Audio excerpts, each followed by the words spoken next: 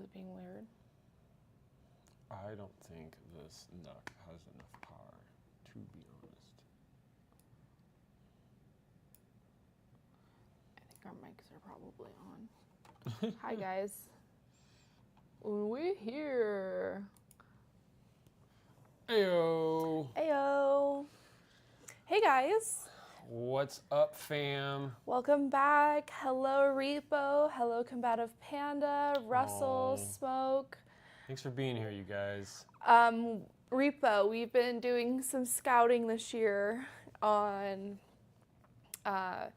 what would be best for us, because we do think that next year is going to be our first year that we'll have a suite.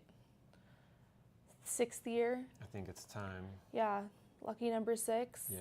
And so we've been doing a lot of, obviously a lot of walking, and the walking helps us do our scouting. Let's see how many steps we did just today. 'Cause today was even a shorter day. How can you tell? This is a weekly summary.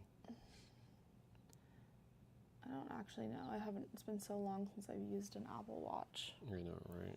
Let's see if I can see on my phone. Dun, dun, dun, dun, dun. So today I've got 6,500 steps. Yeah, I've got 6,800 steps, so not so bad. But we had obviously that's why we're on time today, right? Yeah. With the stream, because We kept our meetings so short. I mean, Yeah. the meetings themselves were not short, but we only had 2 meetings today. So it was actually, saw some really cool things over at Bywin, and then at Inwin as well. Inwin was interesting. Inwin's always interesting, right? yeah. And we'll probably just talk about that tomorrow. They didn't have a whole lot to show off. I think probably like 7 new cases, including that new signature case that I'm sure Aeon, yeah, that I'm sure that y'all have seen. Which is way bigger than any photos have been able to perceive, and It's bigger than it's easily twice as big. it I would wouldn't even fit say on 3 this times as big. table. No, I mean it's A this, monstrosity. and it's huge. It's probably like 3 feet tall. And it opens up, and it's got this whole crazy motorized mechanism that opens up from the back, and it's just a bunch of mirrors. Yeah, it's a bunch of mirrors. It's smoke and mirrors, you guys. That case is apparently it's going to be their next signature line chassis, and if you guys know from Inwin's past, the signature line of cases have always been like really substantial chassis designs, really kind of like breaking limits, bleeding edge kind of ideas on what a case can be. And it's a cool case, don't get me wrong. Yeah, But- it's just more, it's like more show. Yeah, it's just a anything. giant abstract frame that holds the reflective mirrored glass together in different facets and different angles. It looks just like a big version of, what was that chassis that we just last used from Inwin? The prism. Prism, that's the word. I'm like, Yeah. it's a word. And when we go over Inwin tomorrow, you'll see that they're definitely continuing this trend of the mirrored panels, and some of the new cases they've got are pretty sweet. They're pretty cool. They're relatively small. I wouldn't call any of them like a super tower or a full tower. I would say they're all in the mid tower range. Yeah. But a few of them, there's this one that's got mirrored glass all over it, and I don't know. I'm hot and cold over the mirrored glass stuff. And that's mainly because, do you want to see the build? Do you want to see all your hard-earned money of hardware inside the build, or do you want to see just different angles of your room of where the computer's sitting in? Because a lot of the time, those mirrored panels are just going to reflect back on everything else that you have in your room, and Yeah. and the only time you'd see it is if you had like really bright LED components and lights in there and stuff, and to really like get some internal light to like break through that mirrored effect on the glass panels. The prism was cool because for us it was our own way of like saying, oh, you know, we were never able to get the Tau 2.0, which was like one of their signature line cases from years ago, and it was like $2,000, and the prism was very much like a low-end version of that chassis. They had the same like design language. Yeah, the same footprint, the same kind of angles on the panels and stuff like that. So, but these other cases, I don't know. I just don't think you need mirrored glass on that many cases. I think maybe like one, maybe two. And I would say they had mirrored panels on like 3 or 4 different upcoming designs. And I don't know. Personally, I think that was, that wouldn't be my choice, right? Yeah. So. Hi, enthusiast, and hello.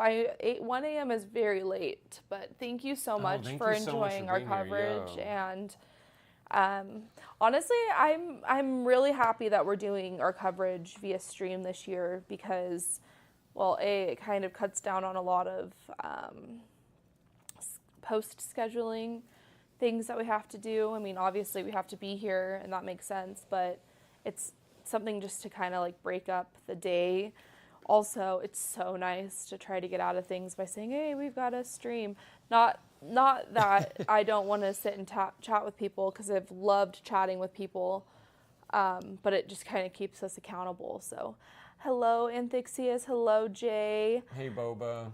Hi, Boba. I'm glad you're making it this time. I'm sorry.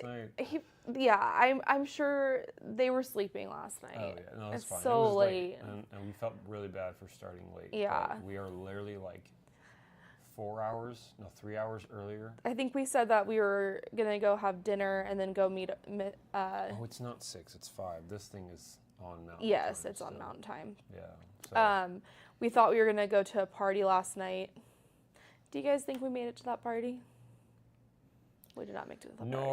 No, we didn't. No. As soon as we were done with the stream, we went and got food, and then by the time we got back to the hotel to like freshen up for the party, we had looked at the Lyft pricing, like Uber Lyft, and it was $30 to get down just the strip. So straight shot down the strip to another hotel where the party was at.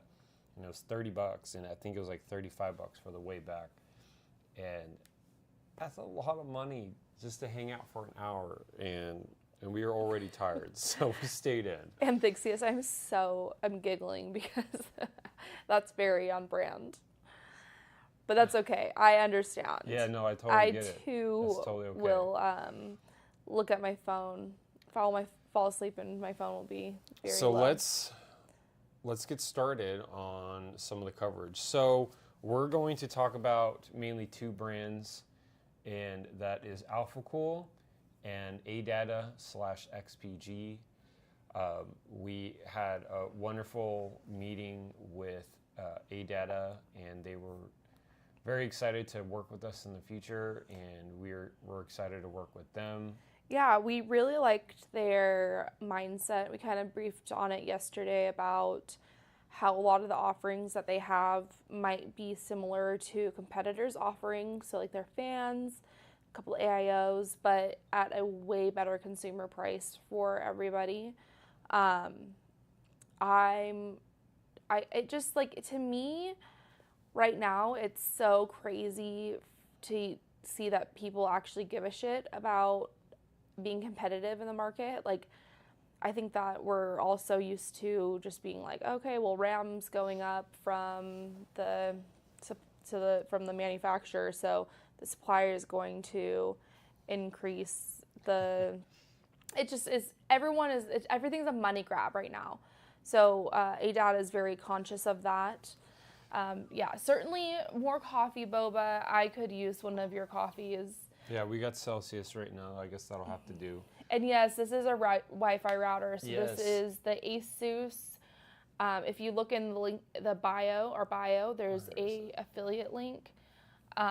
It's a Go router. Here, I'll go grab it. I think it's the RTBE58. It's a lot of acronyms. It's ASUS's Go router. RTBE58. Yeah, and that's what's powering our streams. So we've got an ASUS Intel NUC 15 Pro, which is a Core Ultra 7 CPU. We've got 32 gigs of SODIMM in this. I think the speed's relatively slow. And that's mainly because we put in 32 gigs. There came with a 16 gig kit that was faster. But I personally wanted 32 gigs just in case any of this stream stuff was going to put, I don't know, a stress on just having 16 gigs, right? Especially with Windows. So, my goodness, what is going on? What was that? Look at this. Is that? Perhaps not. My gosh, look at all these. This is all, I don't know who this is. Is that Sega? I don't know. I'll have to, and they're still typing. Anyway, yeah, so this Go router, real quick, we'll talk about it again just because, you know, they did sponsor these streams. This thing is super dope, especially if you're traveling around the country, the world, and you prefer having your own secure network wherever you go. This thing is able to latch onto the hotel Wi-Fi here. And what's particularly cool about this situation for us is the hotel we're staying in, which is Planet Hollywood. They have a stupid, ridiculous policy where you can only have two total Wi-Fi devices registered to the hotel room. Anything else is $15 a day per day. And I mean, first of all, that's utterly insane, especially when in a time where Vegas as a whole is being criticized for charging for every little thing, right? So of course they're going to get you on this. You don't even want to know the amount of I spent on these Celsiuses. Oh God, no, please don't tell me. And you have an option of getting an Ethernet signal and then producing your own privatized network from an Ethernet cable, or you can latch onto an existing Wi-Fi signal, and then that creates its own network off of that Wi-Fi signal. So that was another thing with the hotel is we found out that the access port that we have, it's got 4 Ethernet ports, and none of them were active. We had called the hotel and talked to IT there, and like, oh yeah, we don't actually offer any Ethernet support with any of our access points. It's like, what in the hell is the point? But luckily, this router also was able to latch onto then the Wi-Fi signal of the access port. And so my phone and this are the only 2 devices registered to the room, but we've got like 8 devices plugged or networked in through this router, and the hotel is none the wiser. So very cool. I love being sneaky like that. Yeah, that's super cool. And so, yeah, that's what's powering our streams this week. Don't tell me that's definitely a husband answer to a money cost question. I know. I know that as I'm walking away from the cashier, she was like, "We're open 24 hours a day," and I'm like, "I'm not coming. I'm not coming back here." Overcharging. She was very sweet, but I was like, "I'm not coming back. I would rather walk my ass to Walgreens or CVS." Yeah, and it's only, I mean, on the way back, I think Vegas is preparing for a storm because it was insanely windy to the point where we were being pushed around. My hair was like this. Yeah, you got a blowout for sure. Yeah, and a blowout that makes your hair more greasy, which is really fun. Okay, so let's talk about Alphacool. So let's do the damn thing. Let's see here. Okay, so we've got. I love that it doesn't show the bar here. So oh my gosh, look at the coloring. I guess I screwed up on the coloring, on the color corrector here. So Alphacool rebranded. Just kidding. Yeah, they're going green. Now I try to color correct. Man, this is playing so bad. Look at this. Yeah, it's not great. It is not great for plain footage. I wonder why. So Alphacool had a really cool ballroom layout. Oh my goodness, this is going to kill me. Well, we're just going to have to push through. Mistakes were made with the NUC, I guess. Yeah, the NUC is definitely, we thought for sure, we could have used the Core Ultra 9, I think, that version. Yeah. And maybe that's something that we'll be able to upgrade to next year. But I honestly, to me, I think we should just build an ITX, mini ITX build. Yeah. And I'm just kind of like skipping around here instead. Yeah. Oh, yep. So this was really cool. Let's see. Let's see if it'll skip around or something. So Alphacool was insanely nice to set us up with a really cool booth at their suite. And as you can see, they made a whole banner for us with, it looks like this is zoomed out. It is zoomed out. That is zoomed out. That's why it's not showing any of that stuff. I wonder if that's why it's acting all slow. I don't think so. Yeah, we could definitely do the Pelican builds, except it would just be a fun excuse to have another build. Yeah.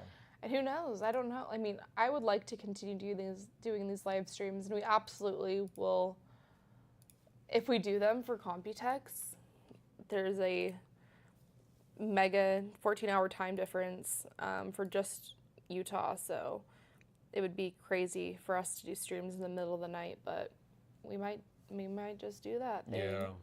So we were able to partner with OCCT on our EXO test bench, and OCCT, I'm not sure if they were generating any content. We actually realized this week that they don't actually have an Instagram. Yeah.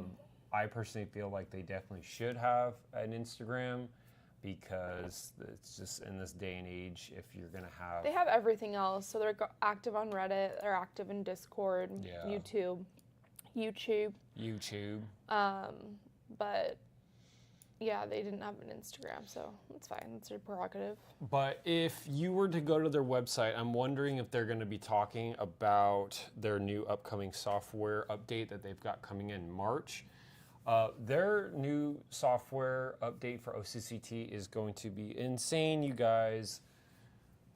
I can't begin to describe the excitement that we had when they were telling us about all the new features, because the current OCCT software that they've got going on is probably some of the best for stress testing individual components, components together as a whole, and reading logs and stuff like that.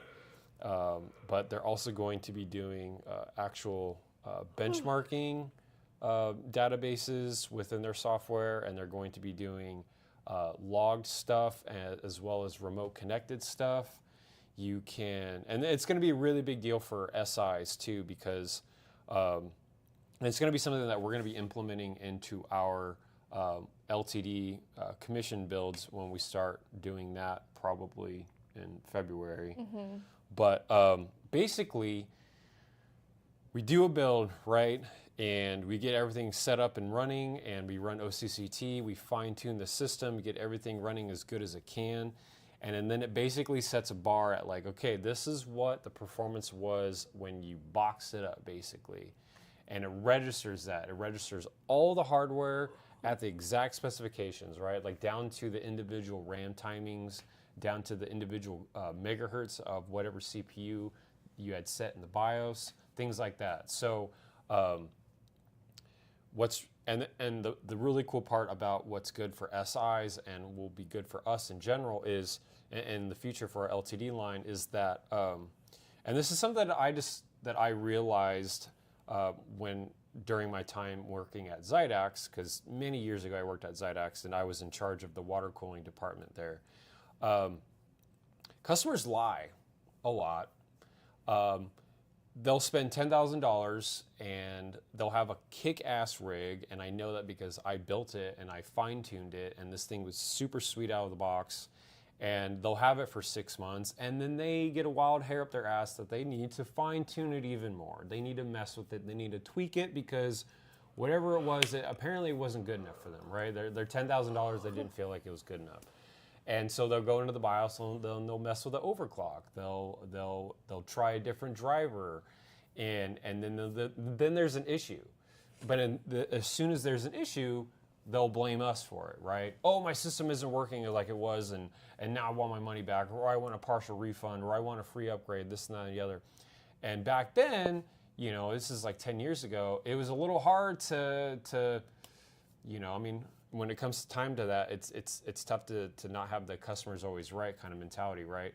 And it was hard to prove them wrong, right? But with OCCT and their new software, the software connects to that person's rig, and they'll run a diagnostic, and OCCT will read through the entire system, and it'll show exactly the exact same setup that you had set when you boxed it up versus what they have it now. And so you'll be able to see any insanely minute changes to their system. So you could say, hey, dude, you messed with the RAM timing. Like you're saying otherwise, but I can see it, right? And you'll see exactly what the issue may be once they're running their diagnostic through OCCT. Not only that, but it's really good for your own personal benchmarks and stress tests. You'll be able to bookmark every single run that you have made with the exact settings, and it'll tell you exactly what was the most stable and throughout time too. So it's got a lot of really cool features. I mean, I feel like I'm just breaking the ice on some of the really cool stuff that they have been doing. And they had been putting together this particular update for like 3 years while normal OCCT had been out. So the guy, I forget his name. Jerome. No, the other guy. Oh, Andre. No, that's the guy for Alphacool. Or maybe it was two Andreas. I think there's two Andreas. Yeah. Both insanely enthusiastic people in this space, and we're so lucky to have people like that in this space that like truly care about the software side of all the hardware, making sure the hardware runs right and good. And this guy who created OCCT and codes all of OCCT, he was there. He was super stoked in our build, and it was really cool to talk with him and hang out with him for a bit. And so he had our build with the Core Ultra 9 Z890, and then he had a Core Ultra 9 Z890 on Linux. And so it was a really cool way for him to showcase Linux-based OCCT and Windows-based OCCT. So it was a really cool way for people to come in there, mess with the system, and kind of see the ins and outs of like what you can do with the new software suite. I believe they told us it was March. They told us that they would give us full access to the new software early. We still need to talk to them about if we can maybe stream that once we get back at home and show you guys some of the new cool features. I would really like to do that, but obviously it's up to them. But we'll talk to them tomorrow when we pack this build up, because we're taking this one back home. But yeah, that was super exciting, and Alphacool was insanely nice for setting this all up for us. I think it was a really cool collaboration between the hardware side, us, and OCCT software side, them, and Alphacool coming in and being the bridge between that two and supplying all the cool hardware. So this is the Linux-based rig that they had running OCCT. I really wish this would stop lagging. It will run good and then will stop. Yeah. Maybe I should quickly download VLC. I'll download VLC while this is while we're running this. But yeah, so Alphacool also had a lot of really cool new stuff, and we also have a product catalog that our lovely contact there, Guillaume, had signed for us. That was very sweet of him. They've got a lot of really cool stuff, and I want to talk about a few of them, and very soon here I'll be able to show you rather than just tell you. But they had the DDC-0 on display again, and I immediately asked him and said, all right, you got to fill me in on what's going on in the DDC-0, because and this is a pump that is D5. It's just like a D5, but it's literally like half the size. Yeah, we actually had seen this at Computex 3 years ago. Yeah, 3 years ago was the first time. 3 years ago. And when we saw it and when we talked to them, it was a really big deal because, I mean, if you can take the performance of a D5 pump and shrink it to half its footprint, you can incorporate so much more water cooling into a system. I would say the pumps are probably the most cumbersome when it comes to water cooling in general because they're awkward. There's only a few ways to mount them, and that's also due to their size, right? You need a very specific way to mount a D5. DDCs are a bit more universal, which is exactly why like we include a universal DDC mount with our ISO and still kind of playing around with the idea of a universal DDC mount for the EXO. But the okay, I'm gonna open file. And we've downloaded so many things this week between like content and programs. Yeah. I'm shocked that it's all thanks to this Go router though. Yeah, seriously. I think that our internet hasn't been as awful at our hotel because of that. And we basically have no service at the Venetian because it's so there's so many people. Oh, that's interesting that it won't show it. Did you might have to change the property. I did. Oh, that's interesting. Oh. Okay, so let's try this again, you guys. Yeah, for sure. The Panther Lake nooks are pretty cool. That's the one nook that's different this year. Last year they had so many nooks.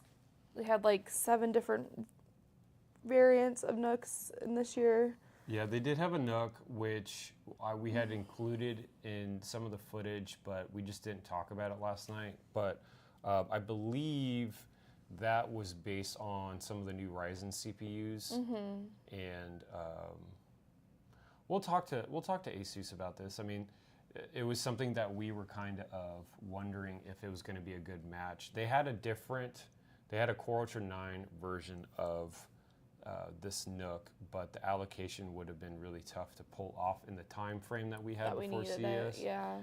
And so they're like, well, let's try the Core Ultra 5, and if it doesn't work, we'll get you set up with a different one. Yeah, I'm pretty sure it was like Thanksgiving time that we had put the request in, so that it's just so busy. December is the busiest month for retail. Yeah. So here we are, our beautiful EXO chassis. And we've got one more major revision before we'll push this out as an official pre-order launch, and really excited about it because the next revision is going to feature powerboard compatibility. I still won't say yet which powerboard, but I'll leave you guys with only a few guesses since there's only a few out there. But it's a big name in water cooling, so that compatibility will be really cool for those who may have or want both. And obviously, if you don't have the powerboard, it'll work completely fine too as well. But there's just a few last changes I want to make on the EXO based on our own personal use case scenarios, right? And this is kind of why it's taken a little bit for us to push out the EXOs, because we want to push our own designs as much as we can internally for R&D so that you guys don't come into any roadblocks. Issue, right. Yeah. And because I would hate that. It would bum me out so much if we work on this, don't really test it fully, and be like, oh yeah, it's good enough. And then like the first week of someone owning it, like, oh, I can't do this. I thought I could. I'm like, crap. Like, that would suck. So yeah, we're, as you can see, I mean, I think this is like our 3rd or 4th iteration of building with the EXO, and we kind of went all out with this. We are showcasing Alphacool's new XT radiators as well as their XT distro, I believe, which is a DDC or D5 based distro. It's got 2 additional channels plus the reservoir as well as the outlet. So you can do a lot of cool stuff. It was funny. I thought that distro was going to be enough for our loop, but considering the motherboard was also cooled, I did want to run separate lines for every single component on there. We actually needed to throw in a secondary pump. No, a secondary channel. So we did the Cube tube. Oh, that's right. On Yeah, a little we did. miniature short BLK. And if you guys look closely in the photos from a few days ago on our social media, you'll be able to see that really short little BLK. I do want to get some feedback on you guys on if that should be a thing that is part of the official EXO. I kind of think it should be, but I'm not sure if it should be a small miniature one or should it be like the bent BLK that you would get with the ISO. You know, should it be the same piece or a little bit different for the EXO? So Are you so cold? I'm okay. Oh my gosh, I'm freezing. Oh, really? Yeah. I'm gonna grab a blanket. So they obviously, you know, they do a lot of enterprise work, and so Titan Rig actually came to the rescue on their big, this is a massive rack-based, rack-mounted water cooling enterprise example. Since they have a lot of enterprise customer meetings during our time there, this was a big deal for them to show.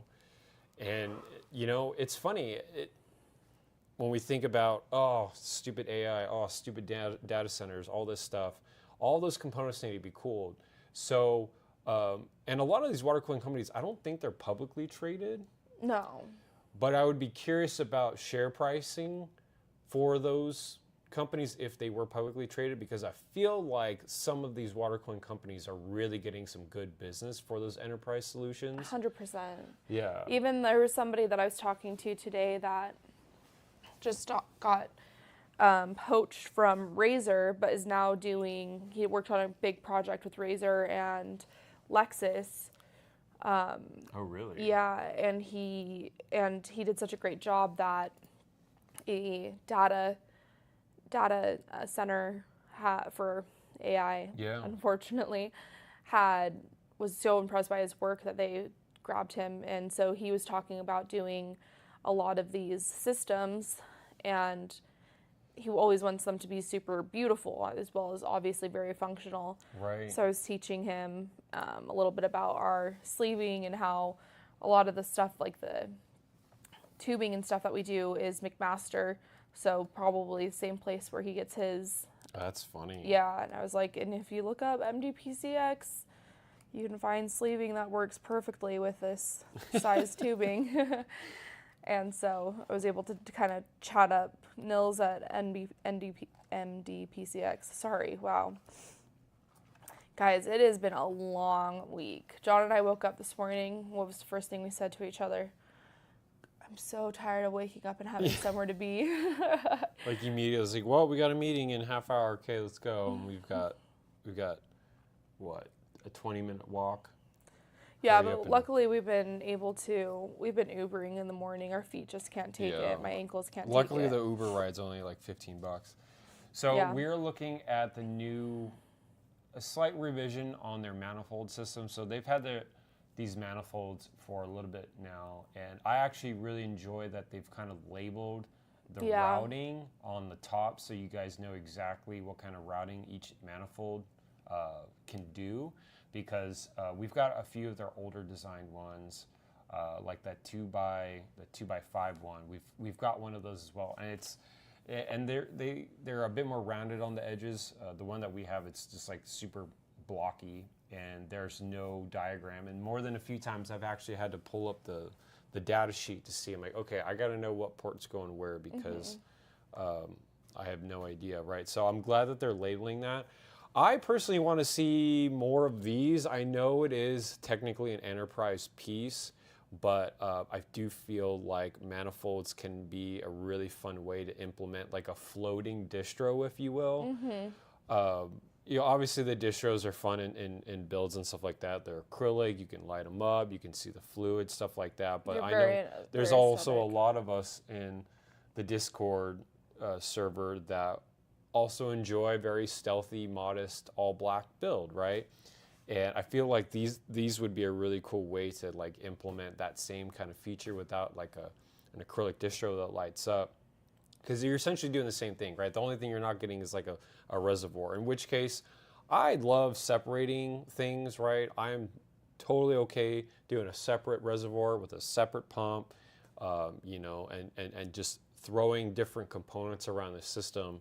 And that might be one of the things of why our builds always look a bit different than normals, is we want to go against what is some of the mainstream stuff, right? And right now, distros are very much becoming a mainstream thing.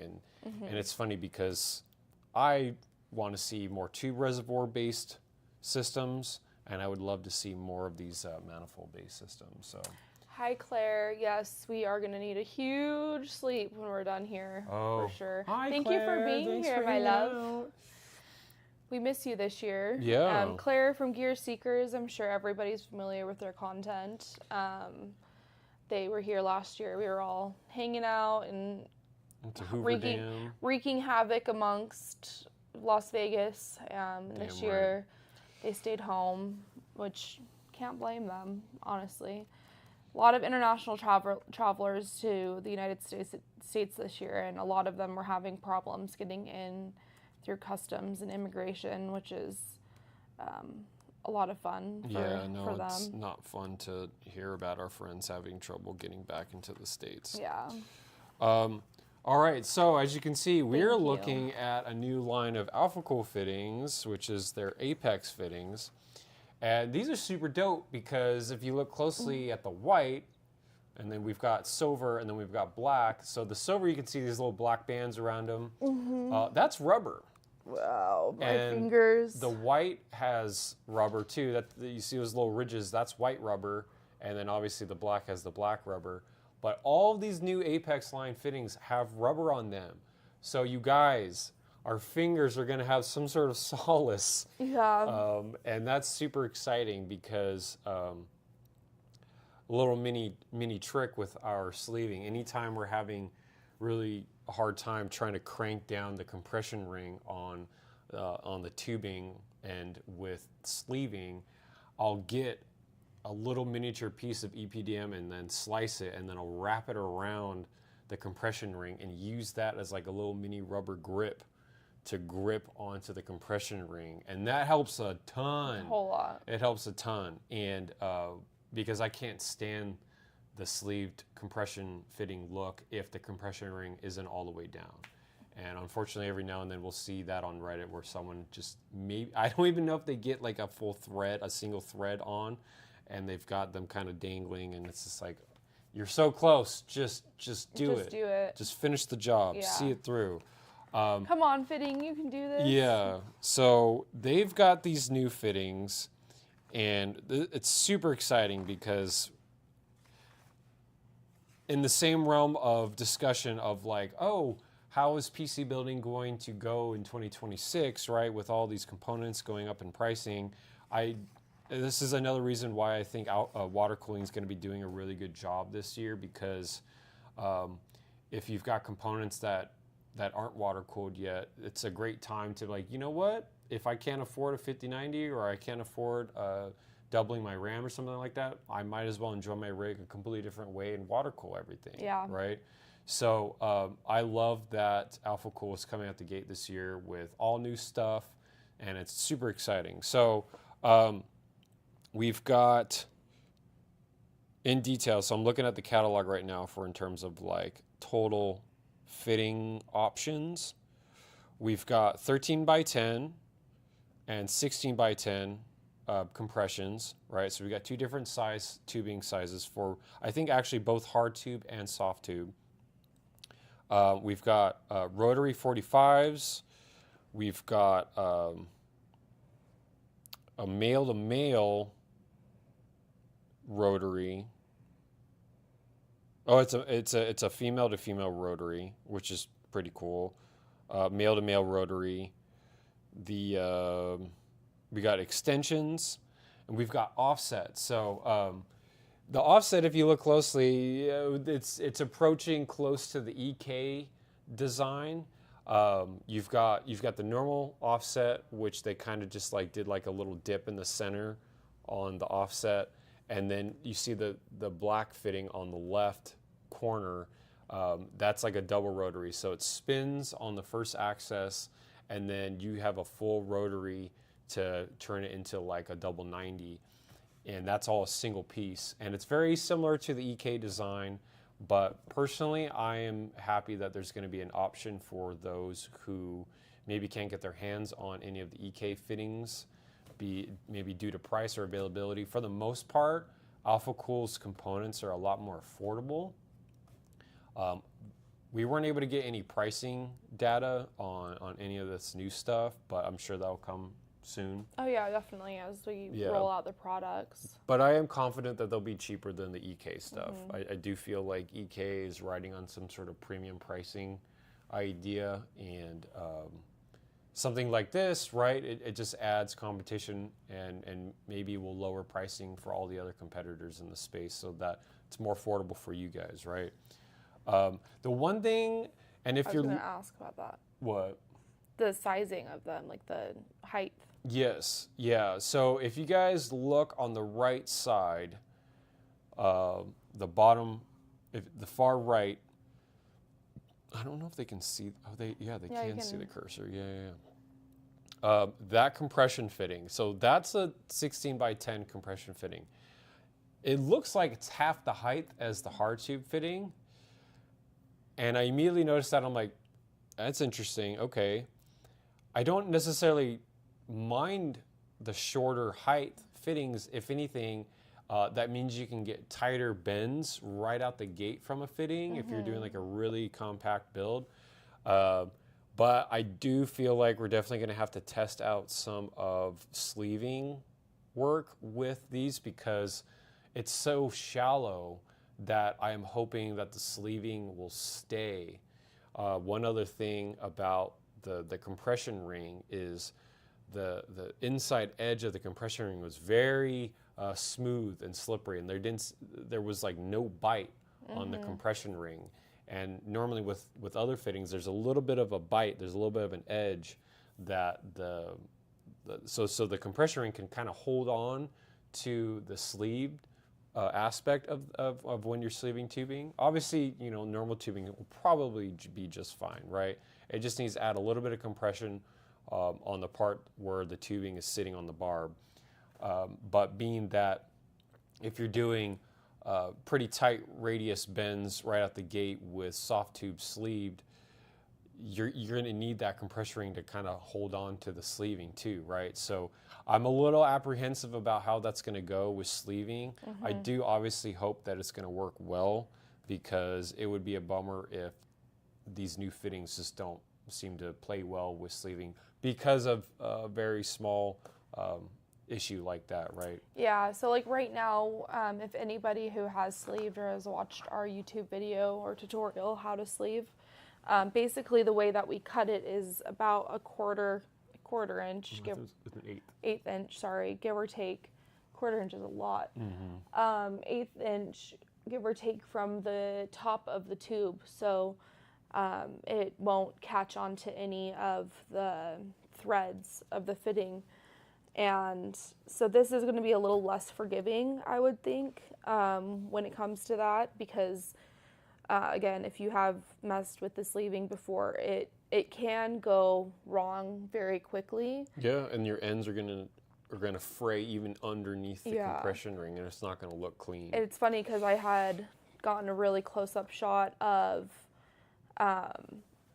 the Princess ISO build at Patriot the other day, because we had swapped the RAM, and there was just like the way that it's braided, it's like 6 different small strings that kind of just go like this into itself. So if one of them gets separated, you can kind of see pretty easily. But that's just because, I don't know. I'm also very snobby when it comes to the sleeving. I like the lines to be perfect. I mean, you've been doing it long enough. You're a perfectionist at this point. If one little string is out of, I'm saying string, but it's not, I mean, I guess it's like... It's a weave. A weave, yeah. But like an individual strand of a weave. A strand is probably the better Yeah. term. If one little piece is out of place, I get very frustrated and I recut. So this is definitely going to be a little bit more tricky, I think, and less forgiving.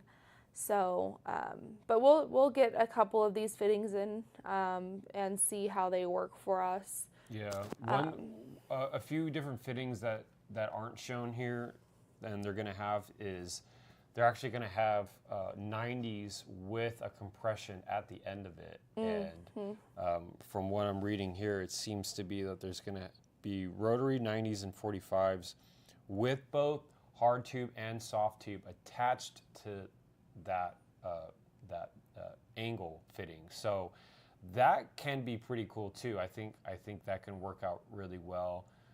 Essentially, should be less of a cost for you if you're wanting to do, oh, I got to buy a 90 and then I got to buy another compression, right? Hopefully, if you buy a 90 with the compression, it's a little bit less money. So, but that being said, you got to know what you want when you're planning out your loop, right? And that's one cool thing about having them separately. It's like, oh, I actually don't need a 90 here. I need a 45, and then you can swap it out. Or, ooh, I want to do hard tubing here, not soft tubing. It's easy to swap out. So if you're going to buy those 45s or 90 rotaries with the compression or hard tube compression already on it, you really have to know ahead of time what you plan on doing with the loop. So. Or you could just spend an extra $100 on 10 different fittings, 9 different fittings, and be out of the pocket a few $100 just in fittings. Yeah. And yeah. They're so expensive. One thing, and you can see this in the center right here, this 90. I don't know how I feel about their 90s. I think it's an interesting design because it's a really tall 90, and then the inset for where the female threads start, it's inward a lot more. So like if you're looking at a circle, they're cut really inwards, and it'll be an interesting aesthetic, I think, once everything is said and done. But either way, I am excited for these fittings. I'm just excited for new stuff in general. Right. So this water cooling is going to make its rounds in the next couple of years, I think. And yeah. I really am banking on that, and not banking on it for us, but for the whole community as an entirety. Yeah, absolutely. Also, if there's ways to make it easier, I think a lot of people will stack fittings to try to make certain things meet. And having these different options is a great substitute from having to stack those fittings. Yeah, absolutely. So we're looking at some of the monoblocks. And they've teased a few of these monoblocks during Computex last year, 2025. And they actually had some of these monoblocks also at CES last year. It was harder to get this, but if you see right here, this is that ProArt monoblock that we had posted, I think maybe January 2025 or February 2025. We helped Alphacool with the logistics last time, so we drove home a bunch of their stuff and then shipped it from our place, so they didn't have to worry about shipping from Vegas. And so we were able to get some photos of some of the early access stuff. Being that we hadn't heard anything about that monoblock, and then we're seeing it again for CS this year, it does make me feel like they're still pushing it forward. And that's going to be for the X870 Creator Wi-Fi, the ProArt X870 board. And with how long AM5 is going to last, I think it's a safe bet to do a monoblock for a few AM5 boards. Not a bad idea. Yeah. I'm pretty sure... I don't, you know what, let's see if they've got the monoblocks in this catalog. Yeah, they've got the Apex one. Okay, so, no, they say variants for AMD coming up sockets, variants for Intel coming up sockets. So maybe with the new Arrow Lake refresh, and then maybe the Panther Lake, which, my memory serves me correct, I think it said socket 1951 or 1954 or something like that. But it's got the same cooler mounting diagram that Intel's kind of always had with their stuff, right? So at least some of these monoblocks will last a while, especially on the AM5 side, right? I know with Panther Lake, everyone's going to get all new motherboards, and the 18A performance seems to be really good. Rumors are that, you know, with NVIDIA themselves and Apple wanting to buy a shit ton of them early on, kind of tells me that Intel might have a really good node going on. And so we are hopeful that Intel will come back strong with their Panther Lake CPUs. So that would be something to consider too, obviously. But super excited that they're pushing forward with their monoblocks because these are super clean. Yeah, so the white 1J is not the ProArt one. The one behind, that's kind of sandwiched, but not really sandwiched, but the one that you see that looks kind of silvery for some reason. Oh, like freeze frame. God damn it, I missed it again. That's actually the ProArt one, so. Yeah, right here in the back. So, and we'll post a photo in the Discord of that shot from last year because it's a super clean looking monoblock that I think really matches well with the ProArt aesthetic on the boards. Because I mean, that's one thing you're going for with some of those creator boards is really clean, modest, tasteful aesthetic rather than all your angles and RGB and all this ridiculous heatsink aesthetic. So yeah, I think it goes well. So we're looking at some of their water blocks for some of the 5090s and I think Radeon cards as well. Let's see here.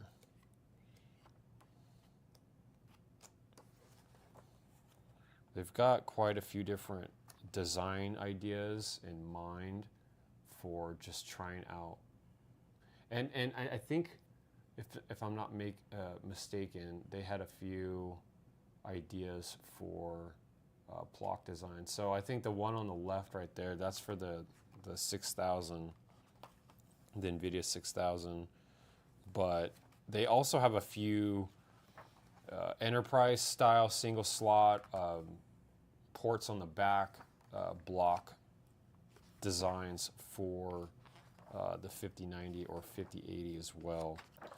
And so it's cool that Alphacool is doing different designs on the same PCBs rather than more of the same. And you do kind of get more of the same with a company like EK. They'll kind of double down on the same design across the board. And sometimes it's even hard to tell what card is what because all the blocks look the same. And that's actually something that has been always a topic of discussion with AIBs that we collaborate with and partner with is like, hey guys, we want to send you this GPU, but do you mind not water blocking it because it gets lost in the sauce, right? There's like no branding. Yeah, there's no branding. So when they send it to us, they certainly want to see that branding on there. So that's why we do a lot of air-cooled GPU builds. Yeah.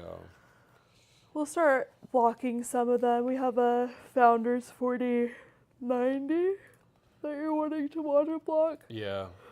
So we're going to start blocking those 40 series cards coming up shortly. Yeah, I think it's the air cooler and shrouds and all that. They had their time to shine, but I think at this point with all these brands moving on to 50 series, they're going to be okay if we get rid of their branding. I'm not really okay. So I guess we're seeing some water blocks, but I think this is just it's just like the retail side. So okay. But yeah, so they've got a few different options. They do have a 5090 AIO solution that, okay. So this is super dope. So obviously that looks a little blocky, right? But what you're seeing right here, this is the pump. So this is like a housing plus a reservoir. And in a way, it kind of just looks like an old school D5 pump top, right? Mm-hmm. But this right here, this is the Core DDC0 This pump is like half the height of a D5, but it's also smaller in diameter as well. And yeah, it's a pump, and it's wild. We've got a few shots of some of the reservoirs that can mount to it, and honestly, we might have to when they do come out officially. I think we might have to do maybe an accessory bracket that right here, an accessory bracket that works with the ISO and maybe some of our other chassis, because we absolutely want to be able to offer compatibility for this new pump when it comes out, because it's going to be a really good performer. And I was kind of giving them grief a little bit. I was like, all right, you know, when's it happening? And they said, oh, it's going to happen this year. I'm like, that's what you said 3 years ago. But apparently there was a few things that got in the way. But and last CES they didn't bring the DDC 0. And that was a topic of discussion then. It's like, oh God, please don't tell me you guys gave up on that. And they had said, no, we're working behind the scenes. We want to finalize the design before showing it again. And so they have since finalized the design, and so they're showing it because it is going to be an official thing. We've got 3 different size reservoirs for this DDC 0. And as you can see, they're very small. And I would say this one right here on the left is smaller than like an FLT 80 by probably 30-40% smaller, and a DDC's FLT 80 from EK. And Steelkey Customs, they make a very similar sized one, or at least they have in the past. I don't know if that's something that they're pushing out right now still, but you know, they're all relatively the same size. But not only that, you have a depth issue because the acrylic's really thick on the FLT 80, and then you have to worry about the pump on the back, right? And if you were to hook it up to one of our ISOs or anything with our universal DDC mount, it pushes it forward even more. So I want to make sure the compatibility works in the way that maybe the mount will go on the back of the reservoir so that the pump won't push it out anymore. That being said, if we go back, oh, you know, I do wish I had gotten a shot of the pump on the back of one of these reservoirs. I didn't really want to mess with anything. I just wanted to get footage and just kind of let it be. But with how shallow the pump is already, they're insetting the pump so that on the back it's completely flush. So you don't have a depth issue anymore. You'll be able to mount these like all over the place. One thing they had shown at Computex was Computex last year. Are you falling asleep? I'm so tired. Yeah, I think you're falling asleep. I am. You're like literally nodding off. You guys, Ellie's dying on me. I'm sorry. Guys, I'm so tired. We're supposed to party later. Oh my God, I'm gonna take a nap. We're going to the Bitspower party at Mandalay Bay after this. So sorry, guys. It's so funny that we're talking about Alphacool right before going to Bitspower, but yeah, no, this is probably going to be the most exciting thing really for sorry. water cooling. I feel like I'm in a movie theater. Like your voice is whoa. I'm so sorry. Are you good? Yeah, I'm fine. Do you want to have a bit more of your Celsius? I need to be slapped in the face. Yeah. Yeah, now that this one gets some espresso. Oh my Lord. Sure. Yeah, I would say the DDC 0 is probably the most exciting thing for me personally from Alphacool, just because it's going to change up quite a bit in terms of like methodologies and thinking when it comes to designing a water cooling loop for your rig. And we need stuff like this more in the industry. We need a bit more innovation. We've been writing on the DDCs and D5s for decades at this point. Yeah, decades. They've got a really, I saw this, I thought this is a really clean and tasteful AIO design, and I think it's also based on their quick release design, so you can expand upon this. And you also get, this is like an interesting value version of their Apex fan, which I think they reduced costs a little bit, but I think the performance is the same. That's why it looks very similar to the normal Apex fan. If it's not an Apex fan right there, I think it might be. Honestly. It looks like it. Yeah, but I believe this is a 280, AIO. And in my mind, we need more 280s and 420 AIOs in general. Totally. So, give a little bit more diversity in yeah, the AIO sizes out there. yeah, absolutely. And then let's see what else we got. I'm really sorry, Jay. It's okay. It's been a long week. Oh, yes. Okay, so Inno has been a really close partner with Alphacool these past few years, to the point where they're offering multiple GPU variants that are pre-water blocked with different style water blocks from Alphacool right out the gate. So you don't have to worry about blocking them yourself, right? And I mean, that might not be our own kind of thing, right? We might want to tinker with it ourselves and water block ourselves, but I do enjoy when a bigger AI, I mean, I wouldn't say bigger, but Inno's been around for a while, and it's just cool to see the recognition from another company saying, you guys are doing cool stuff, and the performance is actually there, so it would make sense for us to partner in some collaborative way and just do a few products together. And I just like that kind of open thinking in general. Oh, for sure. I think that we do need that. We need more like uplifting of brands, uplifting each other, and right. Kind of putting because these are a lot of brilliant minds, and a lot of good things can happen when people collaborate. So yeah, I agree, and I do really admire the partnership that Inno and Alphacool have. Yeah. You had a cookie. You need something, some sort of sustenance. Whoa. This mortar form is growing weak. Yeah, so I think this is a pretty cool little collab that Inno's doing, and honestly, I do wish that some of the bigger AIBs would kind of take notice and say, I mean, like we have had collaborations with ASUS and EK in the past. Unfortunately, they have never been truly executed correctly. It has always come down to QC issues and stuff like that. Like, and we were talking about this last night. I don't know, Sam, if you're watching, but you were talking about how the new X870 Glacial board doesn't come with any pre-water block whatsoever, right?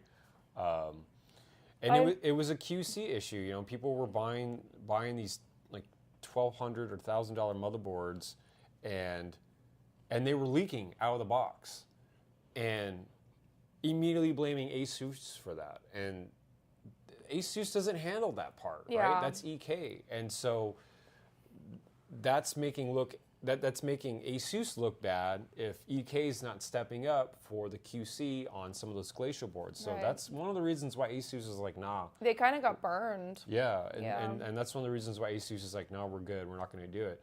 And I mean, it's kind of, with that kind of line of thinking, right? You've got ASRock moving over to Alphacool to do the VRM and NVMe block on the Z890 Aqua, right? So, you can kind of see that happen when you look closely at, like, okay, it's interesting who's choosing who to work with for some of these things. Right. And I got to say, I was pleasantly surprised by the Z890 Aqua board. I had thought that the VRM and NVMe block was one continuous block, but they actually had a really nice removable part for the NVMe side, so you could remove the NVMe without having to take off the VRM block as well. They had like it's really cool. I'll have to show you guys when we get back, but Alphacool has a really insanely slim male-to-male rotary fitting that is so slim, it's basically thread on top of thread with like a very, very, I would say maybe a 1 mil, maybe 1.5 mil split between the two males. And the only reason they're able to pull that off is it's like an internal shaft with an O-ring. They're actually, they can come apart, and all it really held together is with 2 O-rings to make the seal. And the reason that they can do that is so that you're pairing up 2 components that aren't moving, that can't be moved. Otherwise, if they were movable, one would pop out, right? So with that same kind of solution, when you're tightening down the NVMe block and the VRM block's already tightened down, that makes the seal, and so that fitting can actually work in conjunction. Yeah. And we couldn't use that fitting like, you know, if we've been doing lately, and we did this with the EXO, and then we did it again with the Noctua ISO, is where we did 2 pass-throughs, 2 male-to-male non-rotaries, and then our 60 mil Steelkey Customs cube tube. You couldn't do that with that fitting because it would just pop out. That cube tube would need to be fully bracketed in so that whatever sort of pressure within the loop wouldn't blow it off, because that kind of fitting isn't designed to work that way. And the Z890 monoblock, if you want to call it that, was a great example of that exact fitting working in the exact way that it was meant to work. So we do have a few of those, but being that they split, there's only a very few instances that it would work. It was mainly a fitting that was meant for enterprise solutions where everything is insanely locked down, not super going robust. anywhere. Yeah, and makes a proper male-to-male connection. So. Do you look over at me to see if I was sleeping again? No. Okay. I'm just looking at you because I'm talking. Are you sleeping? Are you sleeping? I feel like Are you tired? I'm so tired. I'm really sorry. It's okay. I'm really sorry that I'm falling asleep. That's I usually okay. have more energy, and those who are here on our other streams know that. So I'm not meaning to not be excited about anything. But let's rush through this. Yeah, let's rush through this shit because I'm tired. I would love to take a nap before we go to Bitspower. Yeah, so we are looking at ADATA now. Yeah, ADATA, XPG. We kind of briefed on some of the things yesterday, and you can see in the top left corner we have this AIO that looks very similar to a lot of other AIOs out there. However, it is at a fraction of the cost that these other ones are at, which, again, I really admire XPG and ADATA for really thinking about the consumer on this, and another thing It's is one of the reasons why we're talking about them. Yeah. And we wanted to meet with them. Yeah, we are not getting paid for this coverage because we just met them, but was pleasantly surprised. We got to meet with the designer. One of them. One of the designers, right? And I just really liked his way of thinking. Who actually designed right here. this? Yeah, he had designed this open air chassis. Yeah, it was funny because I was talking to their thought public you guys relations manager, and I was talking about how kind of like just, you're always selling yourself to these people. And I was like, we really like controversial things like this case over there that I'm seeing. I can see how it can be very controversial. And she was like, oh my God, yes. Like I know that this is going to work out. Right. Because this is the designer's baby. This is something that he's made. So these are, I wouldn't say it's very modular per se. They do have other panels that can be swapped out from this glass or closed up a little bit. But this is basically their take on a test bench. So for overclockers or those who like open air chassis just like ourselves, because I don't think that I'm not an overclocker. John just dabbles with it, but it's not something that we do on every single build. You best believe we showed him the peak. Yeah, we definitely showed him the peak.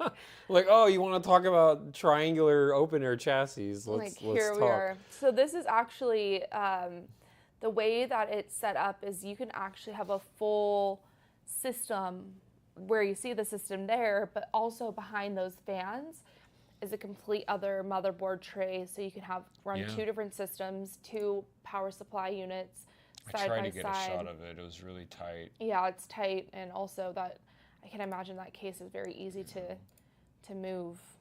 So we didn't move it around. But something else that we really liked, and you can see that in this, are those fans.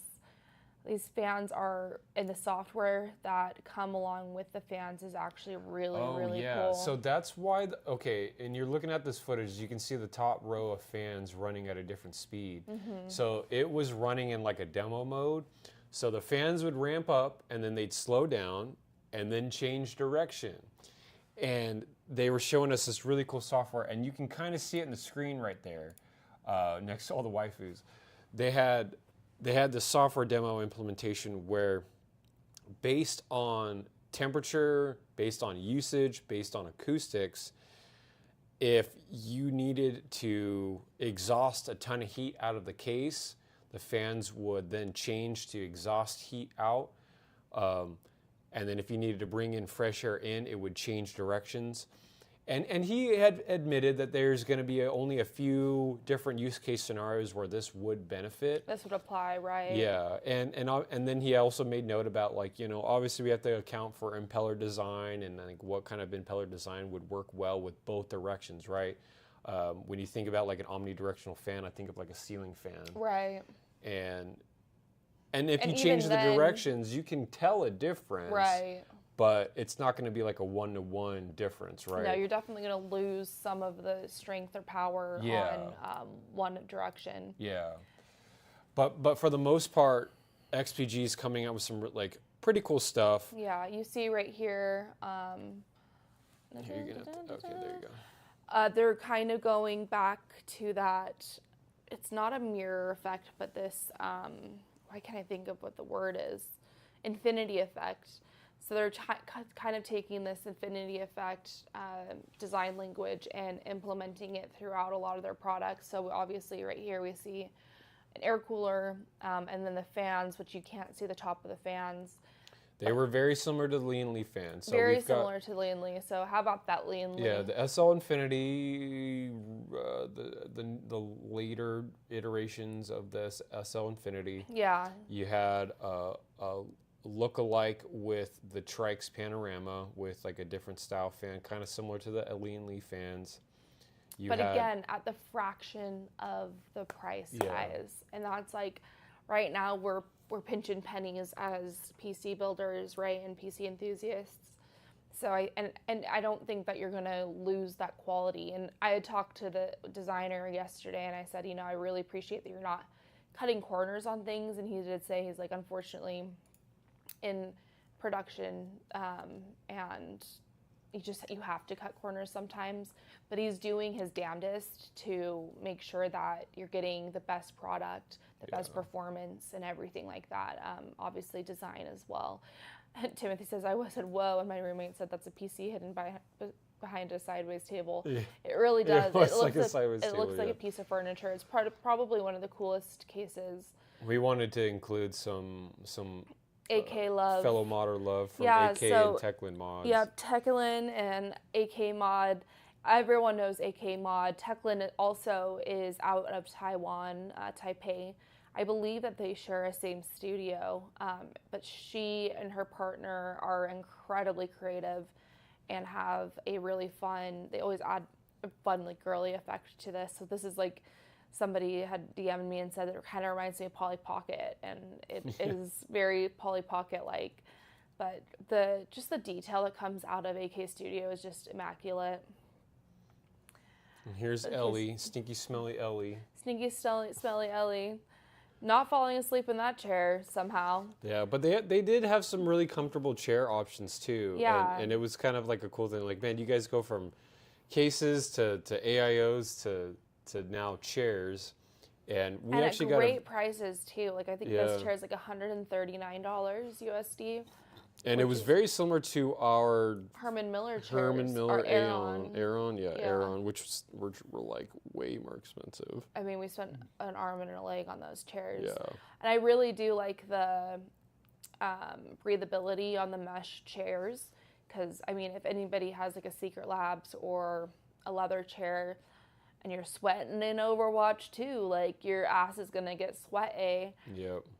This is a cool case that implemented wood, glass, and metal. Yeah, and I think that the wood is actually really well done and implemented here. Yeah. I think that wood can get really tacky looking. Shout out Corsair for having tacky wood cases. But this one's really pretty. And you can also see that they're kind of sticking with that triangle design language in this. So one cool thing about this case design, and it was a little tough to show, Mainly because, and this is, we were talking about this last night, if you're going to showcase a case mainly for the design rather than like the offering, like, oh yeah, it comes in black and white, just show it in white. Yes. It's so much easier to capture on camera. It's easier to see the details in white. And then just say, oh, hey, and it also comes in black. Like, I don't feel like they should have brought a black case and said, hey, check this out. I mean, even look at the fans right next to it. It looks like it's part of the display. Yeah, a little bit. One cool thing about this case, though, and this is why I paused it at this right here, but the AIO is set further back. It's a dual chamber case, but the AIO is set further back, so it's a kind of a separate channel or chamber from the main rig, so you don't have like your GPU heating up the inside of the case and then your AIO taking that heat-soaked air out of the case and not really getting much fresh air. So they did have like this airflow vent in the front right here, but I think they also had a panel in the back that brought fresh air into the AIO. Correct, yeah, I think so as well. And so it was a really cool way to kind of separate the chambers in a completely different way, which is really why I like that like split diagonal angle illustration with the wood saying, hey, we're splitting the chamber like this, you know, and they have that wood trim kind of to illustrate that. Yeah. The bottom fans also are adjustable at an angle as well, and we thought this was a pretty cool case. I just wish they had shown it in white. Really compact, but still a good footprint. Yeah. Here's that case again. Did you get any footage of the software that they're using with the fans by chance? No, because it was just that, and it was really hard to see. I think they could have done a better job implementing. But the software, the software is, I think, something that they include with the fans. It's a downloadable software, so you're actually able to read each fan's performance speed, and if something happens, like if there's an error that happens, you're going to be notified, so your components don't overheat. And I think it's pretty cutting edge, and if I'm speaking freely, that they have something that's so real-time reactive for that.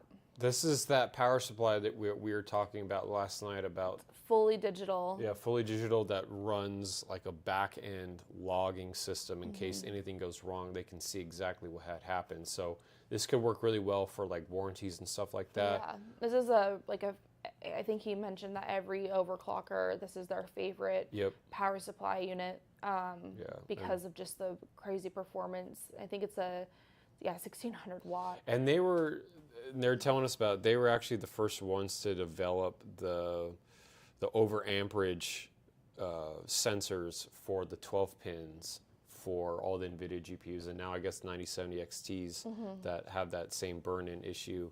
But as soon as it starts detecting over amperage, the PSU is going to straight up let you know ahead of time, and then it's also going to shut off the GPU and without turning off your whole system based on what kind of loads are being distributed through the system.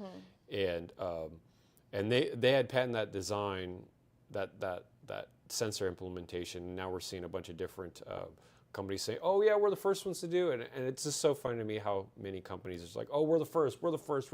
It's like, listen, these guys patented it, you guys are just implementing the patent. So we thought that was pretty interesting. But this looks like a really cool power supply. Yeah, and I think that a lot of their power supplies are actually really neat. And those who weren't here yesterday, we did mention that they have a bronze-rated power supply that's actually like a gold-rated power supply. Yep. So you're getting the price of a bronze.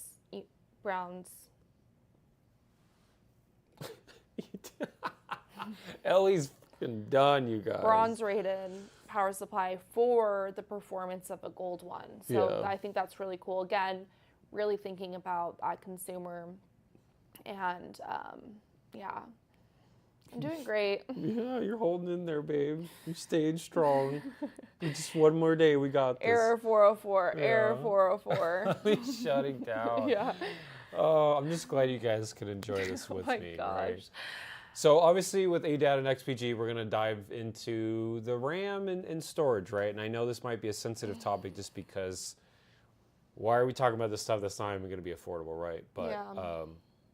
they do have a few options, and they have told us that they're trying really hard to make things happen so that they can still try and remain affordable. And obviously, we're going to be dealing with scalpers taking advantage of situations, right? And that's going to be a thing that I think we're going to be seeing from a lot of these companies where they want to offer it at an affordable price, knowing that the consumer that needs it, which is why they're selling in the first place, they do need it and they would like to buy it. And so these manufacturers are going to try and find different ways to get these RAM kits and storage kits into the actual consumer's hands and not into a scalper hands or not into a retailer that's going to take advantage of the market situation.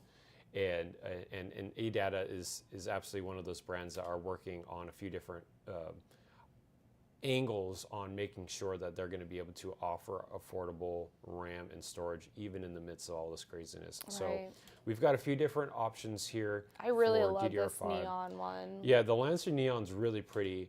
That full heat spreader. Being Yeah, that I color. really liked, there's a third one here. So I think it was in the Lancer Neon nor the Lancer CU Dim.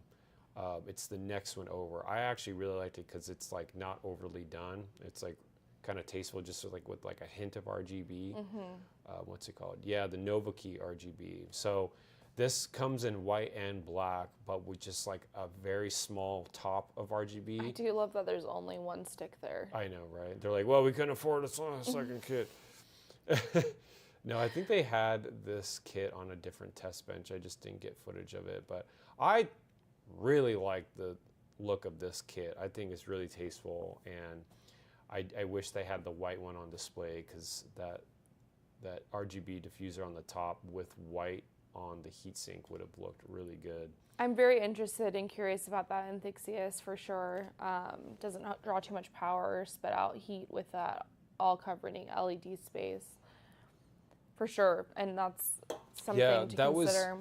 Like if we go back, especially with the Lancer CU Dim, the thickness of the heat sinks, like these are thick sticks of RAM. I think they were as wide as the RAM slot itself, right? I think maybe even a little bit thicker because you do get a very small gap in between each DIMM slot. And this kit seemed to be like the thicker of all of them in terms of like we've maximized the heat dissipation. DDR5 does create a good amount more heat than DDR4 ever did. And they've been a few different advances on trying to mitigate that heat. CKDIMM RAM, where they have their own clock driver on the RAM itself so that it can mitigate clock modulation on the RAM stick itself rather than putting pressure on the memory control on the board. That also was an issue with heat. So if you were overclocking normal DIMM DDR5 past a certain speed and there was no independent clock driver on the RAM, the heat ramped up really quick. And so that had been an issue. But I will say with some of the newer kits, they've kind of really dialed in on the heat issue. And I'm not as concerned as I was in the past about DDR5 heat. That being said, there are still a few kits out there that you can overclock like crazy. Obviously, they're going to make more heat, and sometimes it's better to even water block it, right? Right. So it just really depends on the situation. So we've got a few different NVMEs with some wild specs on here, right? So we're looking at 11,000 megabytes a second Gen 5 NVMe, and they come in 1, 2, and 4 terabytes. And this is the 9070 Plus Mars. I also wonder what happened to Cam 2. You know, I got a shot of no, it wasn't a Cam 2 module when we were at BuyWin today. I think it was like the LP DDR6 module, which is not going to be the same as just DDR6. And it might have been a Cam 2 module. But we're going to be talking about BuyWin. Oh, you're talking about the one that has the heat sink on it? No. I think Dave might have skipped that one. Yeah. But I'll I'll look back in the footage, but we met with another company called Bywin, and Bywin actually manufactures a lot of different memory. A lot that they can't talk about. Yeah, a lot they can't talk So about, but they do a lot of OEM for a lot of different brands. Yeah, so Acer's actually a company that you can say is under Bywin as well as Predator. Yeah. And then they also have their new company, another subsidiary that is something Optum. I have the brochure right here. So this is a really pretty drive. Comes like with a little fan. So this is like their top of the Origin top of code. The line Gen 5 NVMe, and as you can see, 14,000 megabytes a second read with 13,000 write. Wicked fast drive. Yeah. I personally don't know when this is going to apply for like gamers in terms of like actual real world performance differences. Like, oh my gosh, I can actually see the difference with this read speed versus like a Gen 4. But and it's funny because by the time maybe that's going to be measurable within games, these drives are going to be probably in the 20,000 reads and writes. But this is a slick little drive, and they had one running, I think, on that test bench, and we were listening to the acoustics on the fan, and you couldn't even hear it, and the fan was actually quite effective, which is surprising, right, when you're talking about a small little cooling fan. Normally those things ramp up really fast RPM and are like probably sometimes the loudest fans in your system, especially if you get them in a motherboard where they've got an integrated NVMe fan or a VRM fan, and sometimes you can't turn it off in BIOS, and ends up being the loudest fan in your whole system because they just run it at a different sound profile as everything else, and you can hear it over everything. So it was really cool that tiny little fan was working as well as it did. Yeah. So that about covers ADATA and XPG as well as Alphacool, and so tomorrow we'll talk about Bywin because there were a lot of cool things and kind of learning about like the beginning stages of memory and the fact storage. that when they manufacture a wafer and they cut it, all the silicon that it's different than like bend silicon in the center of the die is going to be, or this in the center of the wafer. Those are your most highly bend performing like golden sample CPUs, right? And anything else becomes like the lower end spec. With them, it's a little bit different in the sense of like the center cuts are like for their faster memory, and then it bleeds out into like, okay, so now we're bleeding into RAM, we're bleeding into USB drives, right. We're bleeding into flash devices. Right, and yeah, all like even to like Apple Watch, pointing to your just the memory that goes into Meta glasses and stuff like that. So it's pretty cool to see how they divvy out the wafer to different products. Yeah, completely different products that are like completely unrelated. So but one still wafer can be supplied for 12, 15 different implementations, which is pretty cool. And none of the wafers like unusable. It's all usable in some way or another. It's just a factor of reading everything and what's actually usable, and then deciding and factoring, because every wafer is manufactured a little bit differently, right, based on the process. So that was really cool to learn about. Yeah, they have their own fab. It's a massive I think they've got 2 fabs. A couple. They said probably 3. Yeah. And their like factory workers in China live in the same square that the fab lives on, so they have like flats and stuff like that exist within the cities. Like they own their own cities. It's just Bywin's way bigger and more complex and diverse than I had ever imagined. Yep. And they were even saying that Linus and his team hadn't really realized the size of Bywin and the significance of Bywin. So, and they're also really interested in working with modders, which I think is really cool. So that's something that we'll have to talk about to our community with when they start rolling out some ideas, because it's going to be able to put a lot of modders on the map. Who else will we talk about tomorrow? Tacomas. PGG. PGG.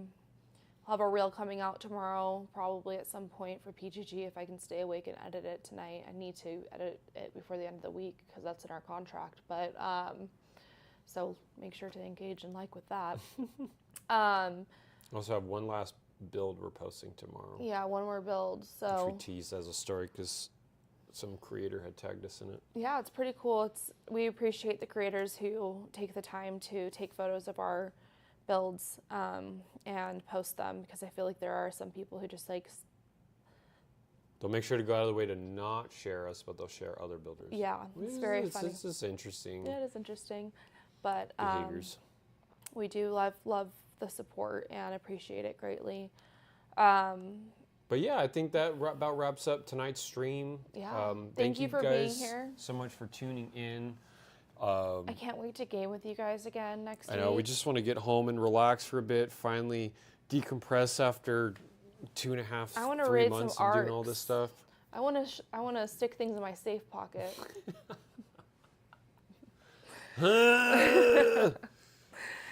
Yeah. I'm ready, guys. This has been a long month. We're very excited to jump on Discord with you guys and hang out and have a good time. Do some more weekly streams. I think about you all day, every day. Yeah. But yeah, this has been fun covering it. It's way more work than I thought. We were taking the easy route for sure by doing this coverage. I think also, I mean, like, other than having our own suite next year, we're also, you know, and we've got Discord community members that want to be a part of it, and we're all for that. But we also do want to bring in a few friends that are really good behind the camera. Yeah. And we tried to get one of them for this year, but he's in Peru right now. Peru. He does work with an agency, so he has a whole other job. Yeah. It's a lot. LOL, the safe pocket. Walk. Well, Oops, all right, you guys. Thanks so much for hanging out with us, and we'll catch you tomorrow. And then we might try and we'll do a stream next week as well. But of course, yeah. But tomorrow I think will be our last stream for CES 2026. And so until then, have a good night, you guys, and we'll see you tomorrow. Bye. Goodbye.